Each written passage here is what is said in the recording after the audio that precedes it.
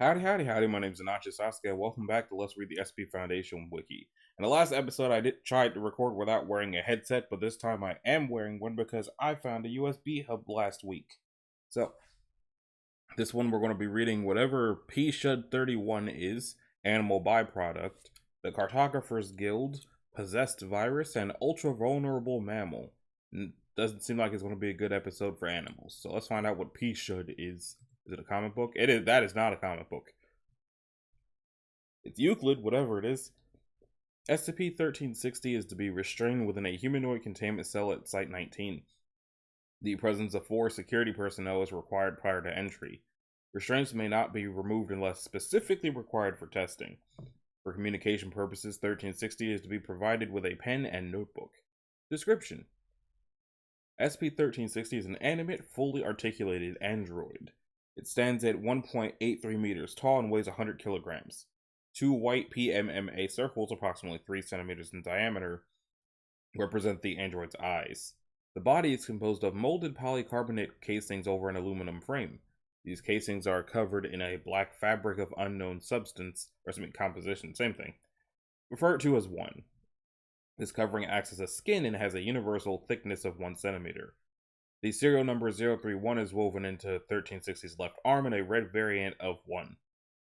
Testing to identify 1 has so far met with limited success. The material is a type of aramid fiber with a tensile strength of approximately 4,000 MPa, along with a gravity of 1.1, making the material lighter and stronger than Kevlar. The material is self-repairing, with adjacent damaged 1 fibers reweaving and fusing back together. It is also capable of repairing damage to the polycarbonate casings, as 1 fibers will fill in damaged areas during the repair of the outer covering. All samples of 1 disintegrate after 48 hours of separation from 1360. The fingers contain a series of tools. These tools are accessed by unscrewing the tip of the finger and include a steel needle attached to a roll of red thread made from the same material as 1, left thumb, a roll of patches made of the same material as 1, 5.1 centimeters wide, left index, a pair of miniature steel fabric scissors, right thumb, and a steel scalpel, right index. Both middle and ring fingers are hollow and serve as storage space. 1360 is intelligent and displays a clear knowledge of unarmed combat and firearms usage. It is obsessed with escaping and subsequent return to an entity it refers to as Anderson. Anderson Robotics Hub. 1360 claims to feel pain despite its apparent lack of a nervous system. It claims that this pain is the result of a component having been removed prior to containment and, as a result, views itself as incomplete. Despite being incapable of speech, 1360 can read and write English, Japanese, and German fluently. Interviews have been moderately successful, though escape and repair are favorite topics of conversation. Addendum A. The following message was discovered on a flash drive within 1360's right middle finger upon recovery. Important. Do not discard. Dear James, congratulations on the purchase of your new Peregrine Series humanoid utility droid civilian model. So I guess that's what the P-Shud means. Unit number 31 comes equipped with the following standard procedures. Pre-programmed personality number 4, Hector. Full understanding of up to 3 languages, English, Japanese, and German. Our standard aramid covering and full self-repair functionality. As you discussed with Mr. Saker during your consultation meeting, number 31 has also been altered to include your requested modifications. These include removal of vocalization capabilities, our advanced firearm skill set, our advanced unarmed combat skill set. Like the Kestrel and Merlin units you have purchased, number 31 has been programmed to take commands only from yourself and your daughter. In addition, it can also serve as a command unit. With your permission, number 31 is capable of issuing commands to your other droids in your absence. It is important to note, however, that unlike your previous purchases, number 31 contains a highly adaptive artificial intelligence to make this unit's interactions more human and personal. The personality will evolve over time based on its interactions with you and your use of the unit. In a matter of days, number 31 can become both your daughter's best friend and your most loyal servant. As with your other units, please do not attempt to repair 31 if malfunctioning. In the event that you become unsatisfied with the unit's performance, please lock this flash drive back into place with the right middle finger storage compartment and speak your return phrase. Number 31 will then automatically return to one of our facilities and you will be contacted with more information on replacing or refunding your purchase. As always, it's a pleasure doing business with you, Anderson. Addendum 1360B. On November the 17th, 2009, following a fourth failed escape attempt, the following note was found in 1360's cell. Return signal terminated. We're better off keeping you where you are. We're sorry, number 31. Anderson. As of this date, 1360 has ceased all communication with Foundation personnel. In addition, 1360 has also ceased all resistance to containment and one collection.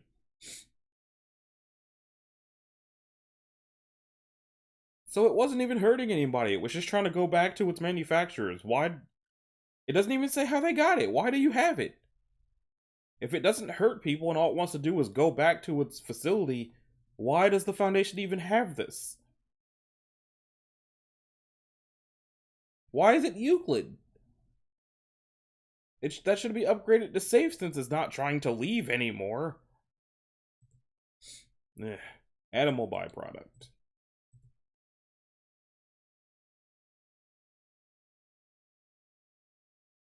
It's safe. So, the primary sample of 1361 is to be kept in an environmentally sealed chamber at a constant temperature of 4 degrees Celsius. It is to be fed a small mammal weighing 1 to 5 kilograms once per day, or is necessary to maintain its mass within 45 to 65 kilograms. I already don't like where this is going and it doesn't feel safe.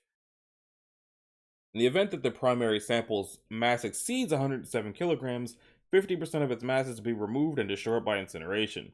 All incinerations of 1361 material are to be performed in environmentally sealed areas, and air is to be completely filtered before dispersal into the atmosphere. All persons handling it are to make use of a portable oxygen supply and wear appropriate safety gear.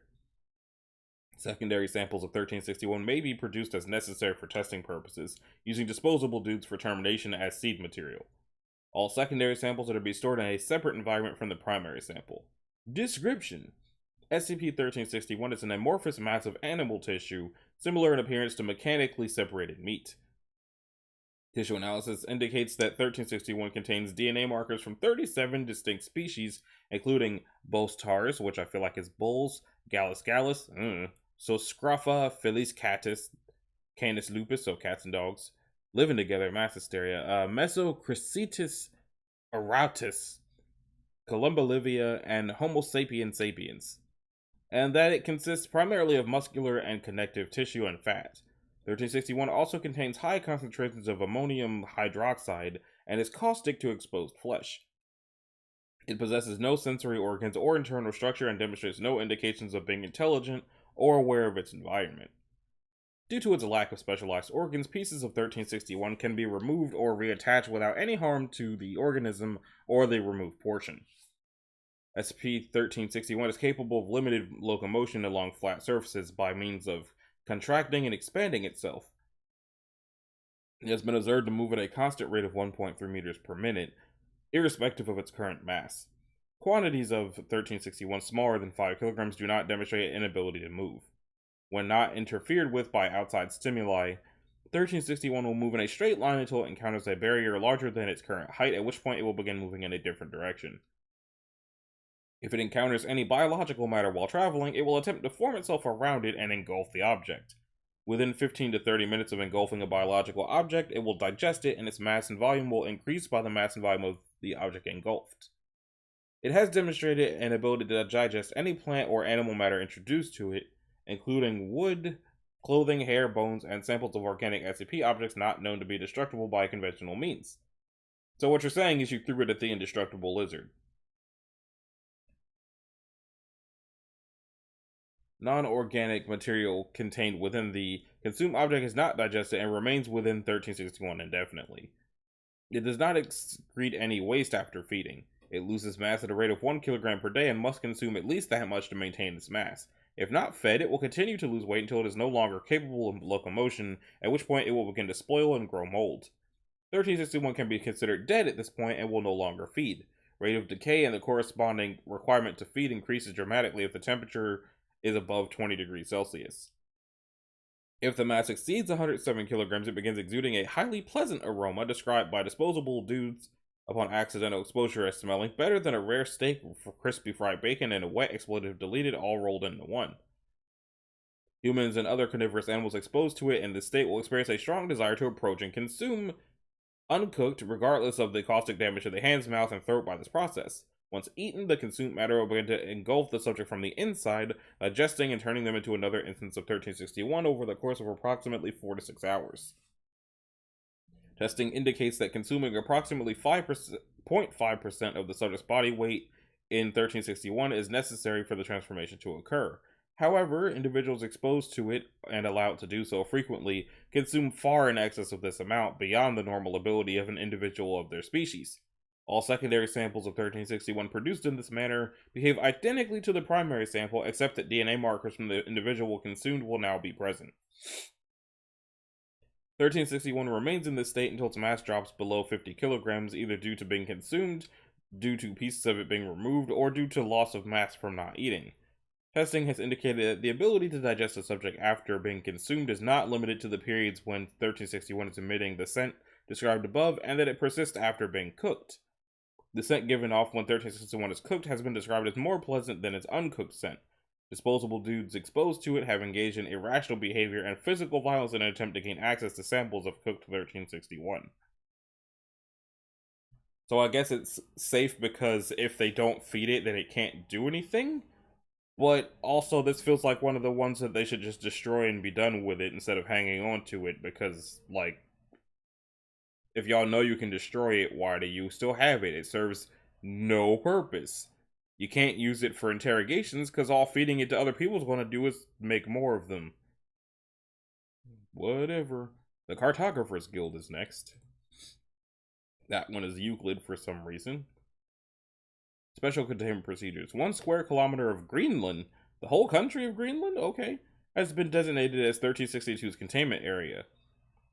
Personnel stationed on the outside of this zone are to monitor one's daily movements and any changes to the smoke they produce.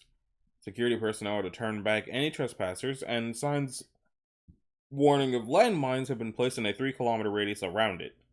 Foundation personnel are to suppress any records of the smoke signals and disseminate rumors of amateur survivalists creating the signals to local populations. Any subject viewing 1362 phenomena are to be detained, interviewed, issued Class C amnestics, and released to their homes. Description: 1362 designates a 500 square meter area within Greenland. A cube composed of graphite measuring 12 by 12 by 12 centimeters, or 12 centimeters cubed, is located at the center of 1362. A small circle is engraved into the top of this cube. 1 designates 6 humanoid figures which manifest within 1362. Instances of 1 are 1.6 meters tall and weigh 72 kilograms. They are each dressed in a black shirt, pants, and sandals with no visible branding or other identifying marks. The upper body of all 1 instances constantly produce a thick black smoke which obscures their faces and upper torsos. When active, instances of 1 will attempt to signal any transportation it can view, waving to any incoming Foundation vehicles or personnel stationed out around its containment area. In addition to waving, instances of 1 will stick thumbs out, whistle, and attempt to block the vehicles from exiting by surrounding it. Instances will not exit their containment area to pursue these vehicles. When no vehicles are present outside the containment zone, instances of 1 will slowly walk around the perimeter or interior of 1362, making notes of the surrounding area. Each instance categorizes different information about the surrounding topography. Once every 24 hours, all instances will gather at the granite rock within 1362 and send a string of smoke signals shaped like English characters into the air, forming messages. Instance A will slowly walk along the perimeter, transmitting smoke signals that transcribe to observations in English about its surroundings and producing a significantly smaller amount of non-communicative smoke. B rolls around the ground within 1362, reporting the composition of the topsoil, the rate of decomposition from any organic matter beneath the soil, and the rate of continental drift experienced by Greenland. C will comment on the quality and makeup of the atmosphere within, and any notable changes to its makeup. It will know any unusual gases it encounters and give personalized names to unusual pockets of gas. D is completely silent, but reacts to any persistent or unusual sound which is produced within or outside 1362. It appears to be attracted to loud sudden noises more than persistent wildlife, and has become less reactive to expectant noises as 1362 has been in containment. Excuse me. E consumes the soil plant life and any edible non-organics which enter 1362, commenting on their texture and nutritional value, and speculating how it could be used if cooked or baked. If consuming hazardous material, E will comment on its symptoms and any unusual feelings it experiences. If consuming a fatally hazardous material, E will suddenly excrete all hazardous material from an orifice instead of dying. F speculates on possibilities of sudden weather conditions, prehistoric life suddenly emerging from the woods surrounding 1362, getting a ride to a new location, the earth beneath it being torn open, causing it to fall into Earth's core, and other fantastic situations. Log of smoke signals originating from within. Signal. Initial, cold barren trees, life minimal, unsuitable. Small settle exists around. Attempt transport to reach additional spots. Unable to acquire transport. Signal. Whole place is trees forever. Land is primarily barren, cold, useless. Note, no instances of one had left 1362. And that leads to SP-1483. Survey nearly complete, ready next spot. Survey complete, awaiting transport. Transport necessary, no more learned here. Sudden changes, please soon end. No notable events preceded this signal. Testing had been concluded approximately 34 years before this message was created. Out, please, done. No additional signals have been created as of blank. Alterations to documentation are pending. So something's happening in Greenland and the Foundation is like, huh, that's weird, they don't usually do that. Anyway. Some of these SCPs could probably save the world, and y'all are just staring at them like, interesting. Possessed virus. Ew. Wait, what am I looking at? 1360, clearance level 2 restricted, disruption class 3, Connect, risk class 3, warning. Euclid. Lesions on subjects in stage 1 of infection. Special containment procedures. A 5 milliliter vial containing a sample of 1363 is kept in a refrigerated biological storage at Bioresearch Site 101. Level 3 biohazard protocols are to be observed whenever research is performed on 1363. Personnel who begin to exhibit symptoms of 1363 infection are to submit to blood testing. In the event of a breach, BRS 101 is to enter a lockdown, and infected individuals are to be quarantined under Level 3 biohazard protocols. Personnel who recover are to be released 1 week after symptoms cease. Remains of personnel who expire are to be incinerated, as you do. Request to interview 1 require the express approval of 2 level 3 researchers. Interviews are only to be conducted while infected subjects are sedated. Description: SCP-1363 is a highly contagious, human-specific RNA virus which infects epithelial tissue. Transmission occurs through physical contact with affected bodily fluids. I would sneeze right before this one. The virus is capable of rapidly mutating, resistant to hostile agents, thus rendering all antiviral treatments ineffective. Infection occurs in 3 stages. Prodromal stage begins between 3 days and 1 week following exposure, with subjects reporting a sour metallic taste and persistent headache. Testing at this stage reveals that... Oh, I gotta blow my nose.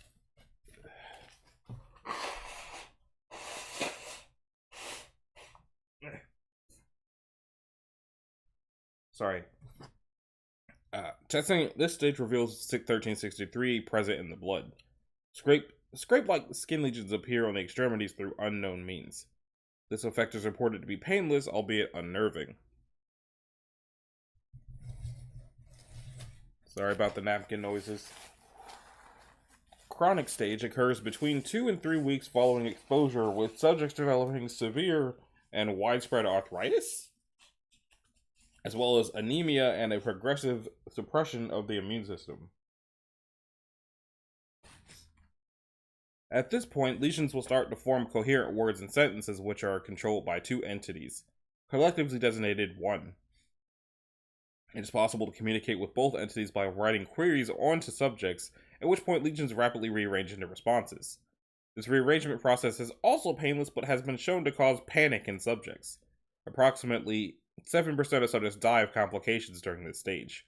Convalescent stage. After approximately 4 to 5 months, concentration of blood will begin to fall, followed by spontaneous resolution of symptoms. Most subjects experience a full or nearly full recovery within 1 month. In all cases, no traces remain in the body after 7 months. SCP-1363-1 consists of two entities designated A and B. A claims to be the late blank blank, while B claims to be the late blank blank. HD and LS. Both instances of one appear to be unaware of their nature, but are nonetheless amicable in personality, have demonstrated in-depth knowledge of 1940s era nuclear physics, and appear to enjoy interaction. Interviews with the subjects have been very informative, and both entities are extremely willing to divulge personal information. On September 15, 1945, the first recorded outbreak of 1363 infection occurred at the Los Alamos National Laboratory, resulting in the infection of blank researchers. However, it wasn't until an additional outbreak in May 30th, 1946, of further blank infections and blank deaths that quarantine was put into place and the virus was discovered. As of 1970-something, it is contained in Bioresearch Place 101 and classified as Euclid. Interview log B3. Interviewer Dr. Somebody. Interviewed B. Interview conducted through Disposable Dude 9356. Hello, SCP-1363-1B. Please, call me L. Okay, L. I would like to ask you some questions regarding your origins. No problem. Well, I was born in irrelevant data redacted, so in May of that year, I was performing some criticality testing on redacted, right? The same one that killed H. I'm being a little fast and loose like always, when my hand slipped, and there was immediately this blue light. I pulled apart the assembly, told everyone to mark their spot on the ground. Oh, this is a demon core thing. What happened next? Then we left the building and I started throwing up. I was in the hospital for a few days. I knew I was done for. It's pretty bad. You know the after effects of radiation. I am aware of the effects of radiation exposure. Continue, L. See, my memory kind of gets hazy then. It must have been delirious or something. Next thing I knew, I'm floating in this void, but I could see some of my buddies. So I tried talking to them, but then they start freaking out like they think their skin is going to fall off. Do you know why they were acting that way? Nope. I can't see them anymore. All I can see is a guy in a prison suit. Are you that guy? No, that's D9356. My name is Dr. Blank. Do you know how I'm communicating with you? You're talking to me, right, Doc? I can hear your voice. I just can't see you. Where are you? I was about to ask you the same question, L. I'm with H, so I guess I'm dead. Okay, time to look up the people who died from the Demon Core. Confirm that. Demon Core accident. Wikipedia. Harry Daglian and Lewis Slotin. That's who they are.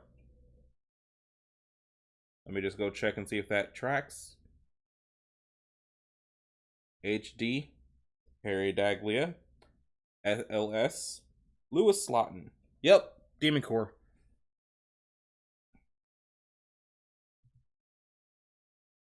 And that brings us to the ultra vulnerable mammal.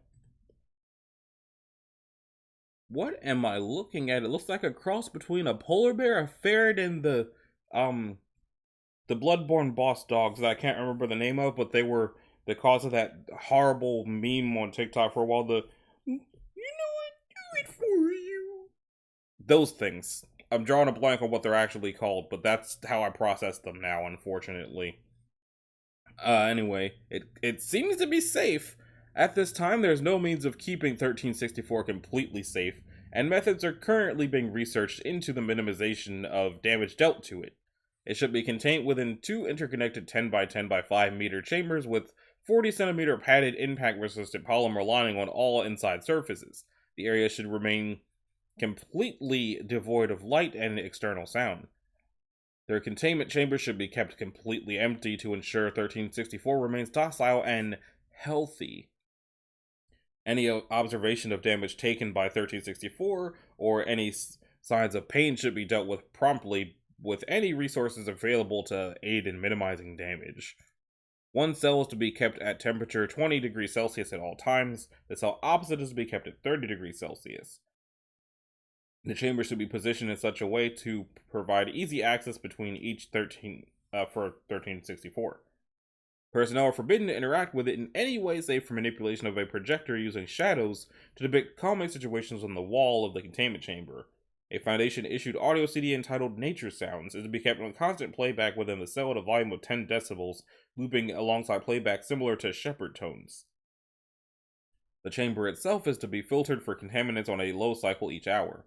Descriptions: SCP-1364 is a small mammalian creature resembling an anteater. You right. 1364 is friendly on certain occasions, attempting to embrace researchers with an elongated tongue located near its nostrils. It does not appear to be sapient and shows limited if diminishing signs of intelligence. It has extremely poor endurance and mobility depending on its current state.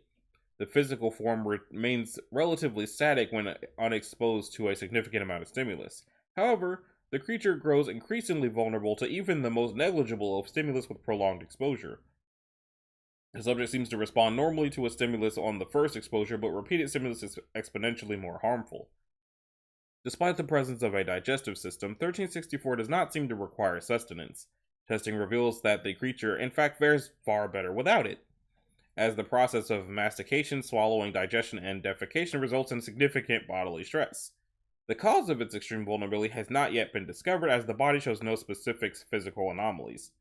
It appears to heal at a standard rate when left alone. The creature was discovered after repeated reports of its disappearing and reappearing beneath floors and inside the walls at someone's zoo nursery prior to containment. Amnestics were administered to witnesses after recovery. Addendum A, documentation of first experiment by site biologist Dr. Sanders. Hi there, little guy. We're going to... appears to shield its ears with his paws. Hey, what's wrong, little fella? Begins to cry, emitting liquid from tear glands and vocalizing a low wail. Dr. Sanders attempts to pick it up. It starts to rub its eyes. Skin in contact with the tears begins to burn slightly. Hair begins to fall off. Someone get in here! What the hell's wrong with this thing? Begins bleeding from the ears. Dr. Sanders to abort testing, Sanders places it on the floor of the containment chamber and exits the cell. It curls in the fetal position and begins rocking back and forth. Stimulus testing, Addendum B. Forward. Repeated applications conducted within 5 minutes of each other. The effect of exponential sensitivity seems to reset after a period of a few hours. Okay. Water. Hair lost. Subject appears distressed. Saline. Negligible skin irritation. Subject appears distressed. Exposure to candle. Covered in first-degree burns, becomes temporarily comatose. Drop of ethanoic acid burnt through the subject's paw, appears extremely distressed. Subject rubbed against copper. Data expunged. Subject dropped lightly onto natural rubber surface. No noticeable effect. No stimulus. Appears distressed. Sound. Utterance of hello by Dr. Sanders. Conversational ×3. No noticeable physical effect. Appears distressed. Utterance of hello by Dr. Sanders. Voice raised 3 times. Discharge of blood from ear canal. Subject appears distressed. Light. Daylight for 10 hours. No noticeable physical effect aside from very mild skin irritation. Fluorescent office light for 8 hours. Subject appears disoriented. Eyes closed tightly. Aimed floodlight for 2 hours. Light appears to pass through the subject in certain places. In these spots, the skeletal system is clearly visible, as are the circulatory system and some internal organs. Hair appears to glow white. Subject appears to levitate until the light is switched off. No physical damage can be noted aside from negligible burns. Arc lamp for 1 hour. Similar results as previous, although all internal structure is completely visible. Beam at 30 billion candle power for 45 seconds. Subject appears to disappear while the light is working. Personnel equipped with welding goggles attempt to make physical contact with it are unsuccessful. 1364 is found on the inside of the cell wall and was clearly visible when the power from the light is removed. Note, further physical tests are not recommended, although research is currently underway regarding the cause of the particular transmogrification during the copper testing. I would love to know what happened when it was exposed to copper, but I've come to understand that when it says data expunged, there was probably never actually anything written. So even though they want us to think something cool happened when it was rubbed against copper, they probably did not actually write anything cool when it was rubbed against copper. But that's going to do it for this episode of Let's Read the SCP Foundation Wiki. In the next one, we're going to be checking out Bike Justice, the Rumor Mill, Party Balloon, Aegides, whatever, and some feelers. If you like this video, a like and a subscribe will be groovy. If you didn't, you don't need to do either one of those things. If you want to click the bell, you can do that as well. And I'm going to go find a picture of the demon core to add to my thumbnail, I guess. Later.